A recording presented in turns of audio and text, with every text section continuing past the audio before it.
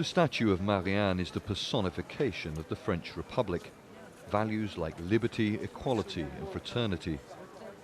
It was from here that 1.5 million people marched in solidarity against the two Paris attacks which killed almost 150 people last year. These protesters started coming in March after the government proposed amending labour laws. They're motivated by a variety of issues. They want a complete change to France's political system. They gather every afternoon to participate in Les Nuits debout, a rough translation meaning up all night. Anyone can speak to the crowd.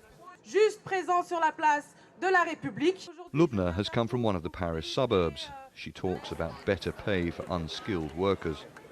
It's a challenge to unite all classes in French society who for years have been marginalised and divided. We need to get together, work together to be stronger and continue the fight.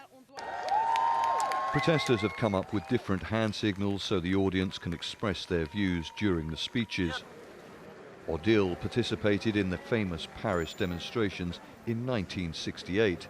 She says she's not disappointed about protesting over similar issues almost half a century later. We should all be in the streets all over Europe and all over the world fighting against these thieves. These people are thieves and they're robbing the lives of our kids. Although there are some obvious similarities with the protests that happened in Paris, well, almost 50 years ago now, there are some fundamental differences here.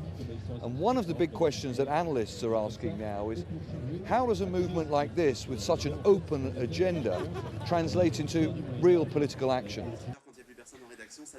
Many of these young people's parents were on the streets in '68. But they've had enough of a political system they say is dominated by two parties, neither of which represent their visions for the future. And they are especially angry with President François Hollande's socialist government. 1 in 4 people under 25 in France is unemployed. The protesters blame outbursts of violence and attacks on local businesses, on troublemakers outside the movement. Some analysts say the protesters don't represent French society as a whole. Young white people whose parents can afford to let them study at university, they're all articulate.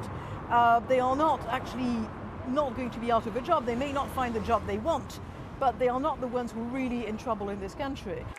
These people say they are expressing what many others in France only think about. For the time being, they say, it's a start, at least. Stratford, Al Jazeera, Paris.